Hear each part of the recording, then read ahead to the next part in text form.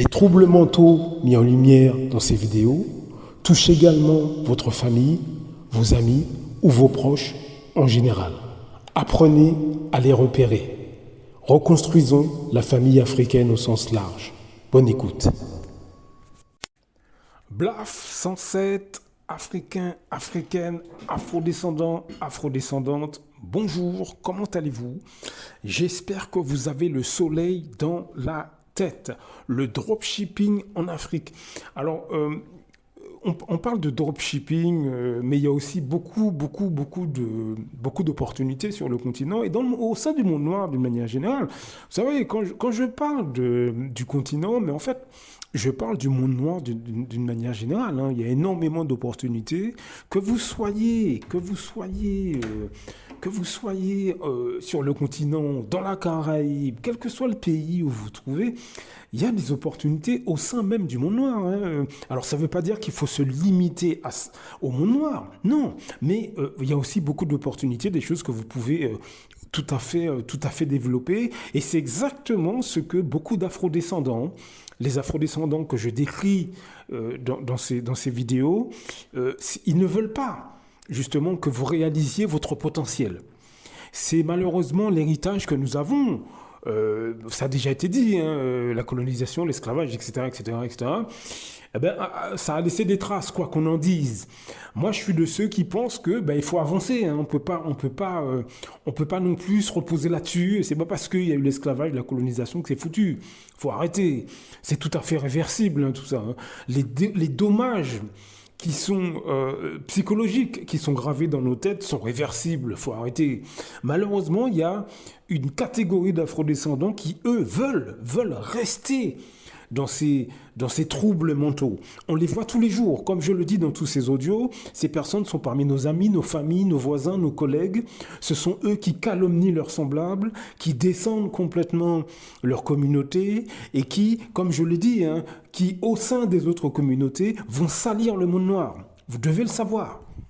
Vous avez énormément de gens qui sont parmi vos amis, vos familles, vos voisins, vos collègues, des gens que vous connaissez depuis des années, hein. Au moment où vous ne les voyez pas, quand ils sont à l'intérieur des autres communautés, en couple mixte par exemple, hein, mais avec leurs collègues de boulot, etc., vous n'imaginez pas une seule seconde que beaucoup dénigrent le monde noir. Mais oui, c'est ce que j'ai constaté pendant pas mal d'années, j'ai enquêté là-dessus, suite au livre de France Fanon, Peau noire et masque blanc, pendant des années. Je me suis passionné pour le thème de ce livre et j'ai enquêté au sein du monde noir comment je me suis intéressé au comportement d'un grand nombre d'afrodescendants qui sont cachés. C'est ça, vous devez vraiment le comprendre, hein. Ces gens c'est une catégorie importante, mais qui est cachée. Ils sont au sein de vos familles, parmi vos amis, vos collègues, vos voisins. Ce sont une partie des afrodescendants que vous croisez dans les rues. Au sein de nos pays, ces gens sont cachés. Ils sont présents en masse, mais ils sont cachés. J'ai observé ces personnes. Une des techniques que ces gens utilisent contre leurs semblables, il y en a un certain nombre que j'ai déjà énuméré, mais une des techniques qu'ils utilisent, c'est vous mettre de côté, vous rabaisser, etc. Mais ces gens sont au sein de vos familles, donc ils ne veulent pas que vous vous aperceviez de leur vrai visage. Donc ils vont utiliser ces techniques de mépris, de vous rabaisser, etc., mais de manière très sournoise. Il y a quelqu'un qui explique ça très bien. Je vous laisse écouter, on en reparle juste après. Quelqu'un arrête de te parler soudainement et t'ignore et que tu te demandes pourquoi, écoute-moi. Disons que tu es en contact avec quelqu'un, que ce soit la famille, amis, chérie, que tout va bien, que vous avez des conversations, des contacts réguliers et que soudainement, plus rien, sans aucune explication, la personne arrête de te parler du jour au lendemain et tu ne comprends pas pourquoi. La première chose que tu vas faire, c'est de te demander « mais qu'est-ce que j'ai fait de mal ?» Tu vas te remettre en question, ton ego sera touché et aussi malgré tout, ça va réveiller des vieilles blessures, tu sais, de très très loin, genre la blessure d'abandon, de rejet. Tu vas tomber dans le piège de te remettre en question, de te demander qu'est-ce que tu as fait de mal, qu'est-ce que tu as fait de faux. Cela n'a rien à voir avec toi, c'est plutôt du côté de la personne. Premièrement, très souvent, elle est lâche Et la deuxième raison, si elle t'a pas dit exactement pourquoi elle te parle pas, c'est qu'elle veut laisser la possibilité de pouvoir revenir vers toi. Souvent, c'est parce qu'elle aura besoin de quelque chose ou s'ennuie. Le problème, c'est que si elle te renvoie un message et que tu lui réponds, c'est souvent parce que ton ego est touché et que tu as besoin d'être rassuré. Mais tu lui envoies aussi clairement le message que tu acceptes ce genre de situation d'aller-retour sans explication. En lui répondant, tu te manques de respect à toi-même parce que c'est pas du tout normal de réagir comme ça. C'est même inacceptable et ça n'a rien à voir avec toi. Alors Voilà, donc là c'est quand même assez explicite. Mais pourquoi ces personnes qui sont parmi vos amis, vos familles, encore une fois, on n'est pas là pour diviser les familles. On est là pour vraiment étudier comment et pourquoi le monde noir, depuis des décennies, a du mal à se structurer. Nous avons été conditionnés pour penser que tout vient de l'extérieur. Mais en réalité, non. Nous avons aussi parmi nous des gens qui, à l'intérieur de nos familles, nos amis, etc., à l'intérieur de nos communautés, de nos sociétés, du monde noir, hein, Afrique, Caraïbes, etc., ils nous sabotent. Mais pourquoi ils font ça? C'est parce qu'ils ont déjà remarqué que chez vous, que vous avez des capacités, que vous pouvez aller plus loin, que vous êtes dans la réussite. Donc, ils ne veulent pas que vous soyez mieux qu'eux, que vous les dépassiez. Et il y a quelqu'un qui parle de ça très bien. Parce que ce qui existe chez nous, ça existe aussi chez les autres. Hein. C'est pas que...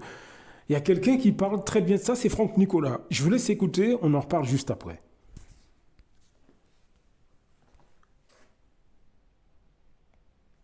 Et une nouvelle fois, on va vous aider aussi à définir qu'est-ce que la réussite pour vous. C'est un mot extrêmement tabou. On parle plus facilement de sexe que de réussite. On parle plus facilement de sexe que de réussite. Et le sexe est déjà très tabou. On parle plus facilement de religion, de politique, que de réussite. C'est-à-dire que regardez bien dans votre environnement. Quand vous réussissez, vous êtes jalousé. Quand vous affichez votre dernière réussite, à un examen, à quoi que ce soit, vous gênez, vous incommodez, vous décontenancez. Il n'y a rien de plus tabou que ce mot réussite, que d'être heureux et de le faire comprendre aux autres. Pourquoi? Parce que la plupart des gens, s'en fichent de votre état d'esprit, s'en fichent de votre réussite, mais quand vous comprenez qu'une grande partie de ces gens-là se réjouissent que vous soyez dans l'échec. Oui, parce que vous leur envoyez plus de mauvaise image à ce moment-là. Voilà comment t'as tous les losers à la machine à café qui papotent, qui placotent sans arrêt. T'as vu Julie, t'as vu Marc, et entre losers, on fait partie du même club, oh, super. Vous avez tous vécu, vous avez tous été et toutes victimes de ces gens qui bitchent, qui disent du mal. Pourquoi? Ils n'ont rien d'autre à dire. Et ça les réunit, ça fait un sujet de discussion. Avancez, ne reculez pas. Voilà, vous avez... Voilà, bon, je veux dire, là, c'est pas moi qui le dis, c'est Franck Nicolas, hein, qui est spécialisé sur tout ce qui est développement personnel. Encore une fois, moi, j'utilise les gens qui sont compétents sur ces questions-là, les gens qui savent expliquer les choses. Moi, je n'ai pas ces compétences-là. Je veux dire que quand je vous parle de France Fanon, d'Aberlinda Lopez, etc., de ces psychologues, ces psychiatres, etc., de la communauté, quand je mets des exemples des interventions, les interventions de ces personnes, de Franck Nicolas et d'autres, hein, c'est parce que ce sont des gens spécialisés sur ces questions-là, qui expliquent bien mieux que moi les choses. Donc là, j'invente rien. Hein. Vous voyez bien que quand observez l'intérieur de nos communautés ou de nos sociétés, que ce soit Afrique, Caraïbes, etc., le monde noir d'une manière générale, observez les gens qui vous entourent. Je suis sûr que vous allez détecter un certain nombre de gens qui ne veulent pas que les autres réussissent mieux qu'eux.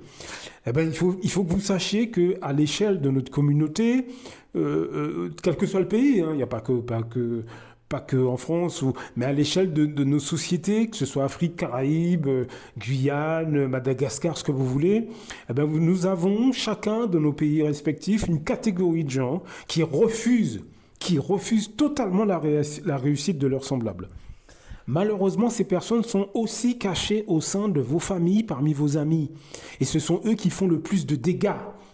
malheureusement. Ce sont eux qui font le plus de dégâts parce qu'ils sont proches de vous, ils essaient de vous bloquer, de vous casser, mais avec des manières sournoises et hypocrites, vous ne les voyez pas. Donc, comme l'intervenante dans le premier audio que je vous ai mis, elle explique, ils essaient de disparaître de manière à vous affecter, mais d'autres, ça va être des petites paroles méchantes devant tout le monde, mais qui, mine de rien, sournoises, des comportements pour vous faire vous sentir mal, etc. Ce qui fait que, à l'arrivée, si vous êtes trop en contact avec cette personne ou ces personnes, vous finissez par abandonner vos projets. Et c'est ce qu'ils veulent, parce qu'ils veulent que vous restiez à leur niveau.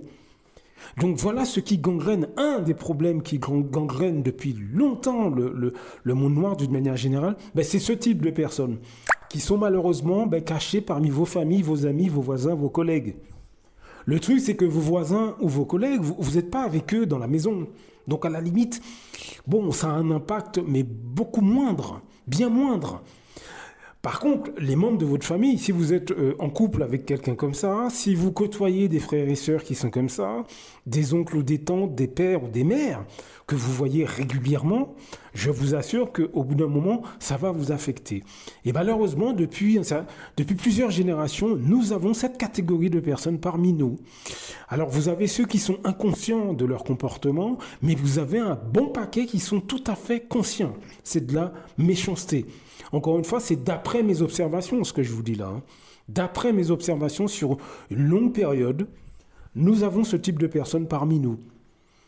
C'est un trouble mental qui est largement décrit par Frantz Fanon, Peau noire et masque blanc, mais vous avez bien d'autres personnes aussi qui en parlent, mais Césaire entre autres, mais Thomas Sankara en a parlé, de ce type de personnes, il y a Marcus Garvey, il y a beaucoup de gens c'est documenté ce que je vous dis là. Le problème c'est que on ne fait pas attention à ce souci, et ça nous cause d'énormes problèmes. On a beaucoup de mal à se structurer depuis plusieurs générations.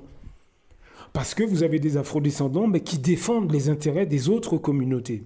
Parce que le comportement que je vous décris dans cet audio, ils ne l'ont pas au sein des autres communautés. Ils ne l'ont pas ça. Est-ce que vous comprenez? Ils n'ont pas ce comportement de dédain, de mépris, de bloquer les autres, etc., quand ils sont au sein des autres communautés. Donc nous devons le prendre en considération. Et c'est ça qui vous prouve que c'est racial. Regardez les désaccords que vous avez au sein de votre famille, parmi vos amis, etc., à une échelle plus large au sein de votre communauté, de votre société, quel que soit le pays où vous êtes.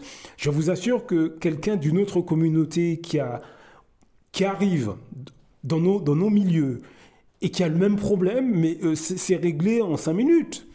Le terrain est vendu moitié prix, la maison est vendue moitié prix, par exemple. Si quelqu'un d'une autre communauté a un poste important, nos semblables, dans la majorité des cas, ils applaudissent, sont contents pour lui, etc. Mais si c'est quelqu'un qui leur ressemble, là, c'est tout un problème. Donc là, vous avez les explications dans ces audios.